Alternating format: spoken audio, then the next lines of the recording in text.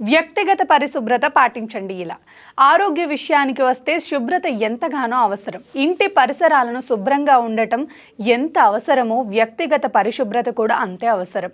గజ్జి, పుండ్లు, దంతక్షయం, డయేరియా వంటివి వ్యక్తిగత పరిశుభ్రత లోపించడం వల్ల సంభవిస్తాయి.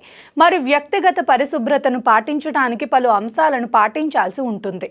రోజుకు 2 సార్లు మీ పళ్ళు తోముకోండి. ప్రతిరోజు స్నానం చేయండి. అలాగే కనీసం వారానికి 2 సార్లు తలస్నానం చేయటం వల్ల చుండ్రు రాకుండా చూసుకోవచ్చు. ఒకరు ఉపయోగించిన దువ్వెన, టవల్, టూత్ బ్రష్ని మరొకరు ఉపయోగించకూడదు. బయట నుండి ఇంటికి వచ్చిన ప్రతిసారి చేతులు, కాళ్ళు కడగండి. వీలు కాకపోతే శానిటైజర్ అయినా ఉపయోగించండి. ఆహారం తిన్న తర్వాత కాదు, తినే ముందు కూడా చేతులు కడుక్కోవాలి. ఎప్పటికప్పుడు వేళ్ల గోళ్లను కట్ చేస్తుండండి.